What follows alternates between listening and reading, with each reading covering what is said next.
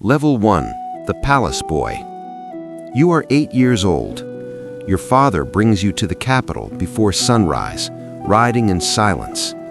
The palace rises through the morning mist, larger than anything you have seen. Your father calls this an honor.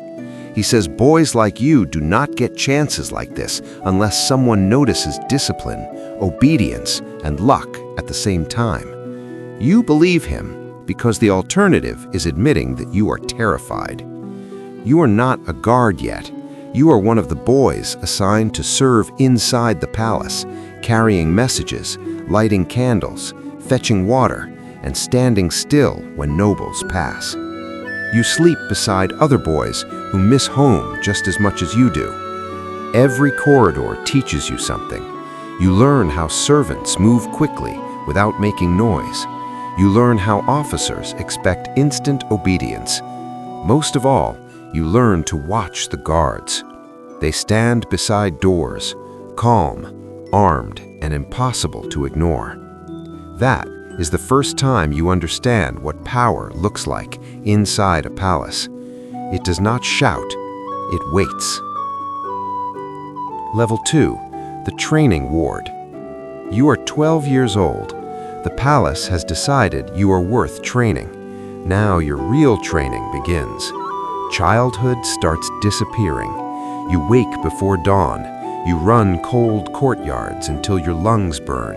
You practice footwork until your legs shake. You train with wooden swords until your hands blister. Former guards teach you the first rule of palace service. Discipline matters more than strength. A strong fool is dangerous. A disciplined guard is useful. So they correct everything. How you stand, how you turn, how you bow, how long your eyes linger on a noble, how quickly you answer an order. Silence becomes part of your body. Pain becomes ordinary. Some boys fail and are sent to lesser work. Some freeze under pressure and never recover. You do not fail. You become harder, steadier, less emotional. At meals, instructors remind you that a king's guard is more than a soldier. He is a symbol. If the guards look weak, the crown looks weak. Level 3. The Outer Gate Guard. You are 16 years old. Your first real post is the outer gate. This is where the kingdom meets the palace walls. Merchants arrive with carts. Messengers arrive half dead from the road.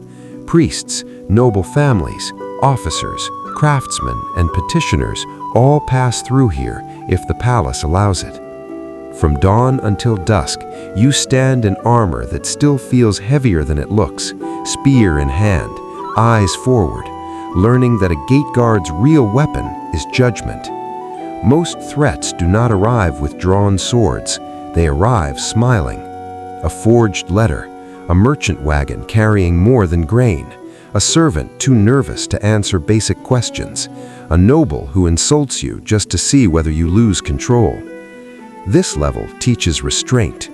You inspect seals, memorize faces, learn routines, and notice when something feels wrong. Rain soaks you. Winter bites through your gloves. Summer heat cooks you inside metal. None of that matters. If the wrong person gets through, the mistake belongs to you. Level 4. The Hall Sentinel. You are 20 years old. You have proven reliable. Now you are posted inside the royal halls. You stand near council chambers, banquet doors, receiving halls, and private corridors used by men who shape the kingdom with signatures, whispers, and threats spoken politely. Here, you discover that palace danger is different from battlefield danger. On a battlefield, enemies wear armor and carry banners. In the halls, they wear silk and perfume. You watch nobles flatter each other while planning ruin. You watch ambassadors bow low while measuring weakness. You begin to understand that the kingdom is held together not only by law and force, but by appearances. One wrong gesture can offend the wrong family. One missed signal can become scandal. So you learn to say less and observe more. You become invisible in the way only a trusted guard can be, always present, never intrusive, always ready. Level 5, the Royal Escort. You are 24 years old. Now you leave the palace with the crown. Ceremonies, temple visits, hunts, city processions, meetings with foreign envoys. Wherever the king, queen, or heir travels, men like you form the living ring around them. From the outside, it looks like honor. Crowds stare at your armor. Children point. Lesser soldiers envy your post. But this level is where the job becomes frightening. A gate can be secured. A hall can be checked. A moving procession through crowded streets can never be fully controlled. Every cheering citizen could hide a blade. Every window could hide an archer. Every rider approaching from a side road becomes a question your body must answer before your mind finishes asking it. You learn to scan rooftops, hands, carriage wheels, alley mouths, and horse lines without appearing uncertain. The closer you stand to the king, the more death starts aiming where you stand. Level 6, the Night Watch Captain. You are 28 years old. By now, you are more than a dependable guard. You are trusted with other men. At night, the palace changes completely. Torches burn lower. Corridors stretch longer. Footsteps echo farther. A dropped cup can sound like a warning. You command the guards responsible for the palace after dark. You assign patrol routes, inspect posts, question late-moving servants, check stairwells, treasury passages, storage rooms, and sealed doors. Night duty teaches you paranoia, and paranoia keeps rulers alive. In daylight, danger often wears ceremony. At night, it wears secrecy. Informants whisper, bribes are exchanged, doors open that should stay closed. You start learning that threats are not always outside the walls. Sometimes they sleep inside them. Level 7, the Inner Chamber Guard. You are 32 years old. Very few men reach this level. Now you serve near the private wing, the king's chambers, the queen's rooms, the heir's apartments, and the restricted halls that only trusted servants and chosen officers may enter. Public glory disappears here. There are no cheering crowds, no visible honors, only proximity, only trust, only the knowledge that if anyone reaches this part of the palace with murder in mind, your body must be the first wall they strike. At this level, promotion stops feeling like privilege. It starts feeling like exposure. The king knows that when he sleeps, you remain awake. You begin memorizing routines so thoroughly that a changed candle, a delayed meal, or a servant walking late feels suspicious. Your hand rests closer to your weapon. Your sleep becomes lighter. The palace stops looking beautiful. It starts looking like a map of vulnerabilities. Level 8, the Shield of the Crown. You are 36 years old.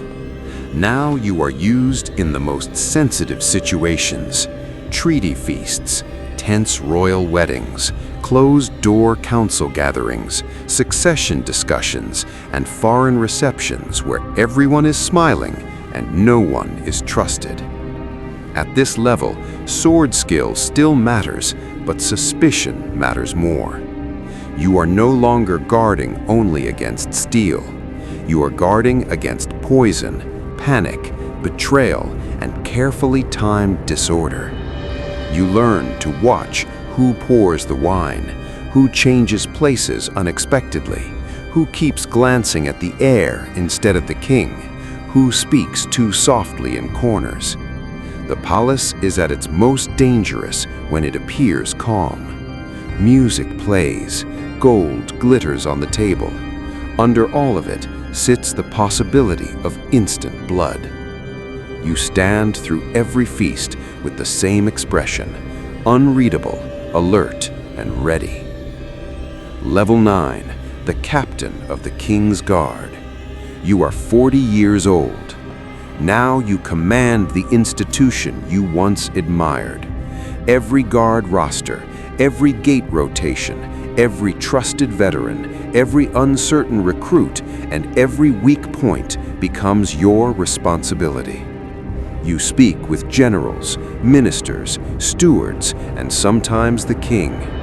You decide who protects the heir, which captain watches the gate, which noble guest requires doubled security, which corridor must remain sealed, and which tunnel can still serve as an escape route. By now, you know the building better than many men born in it. You know where gossip begins, where fire would spread fastest, where panic would trap the court, and where an assassin would try to disappear. This is no longer the life of a fighter alone. It is the life of a strategist carrying a kingdom's survival on routine decisions. If a guard fails, that is your failure. If the king is exposed, that is your failure. If a traitor rises from within your own ranks, you will remember the moment you first overlooked him. You have chambers of your own now, respect, authority, but the reward for reaching the highest level is not comfort, it is burden. You begin as a boy staring up at palace walls, imagining glory, and you end as a man who understands that glory was never the prize. The real prize is simpler. The king still lives, the heir still sleeps, the palace still stands because you did not fail.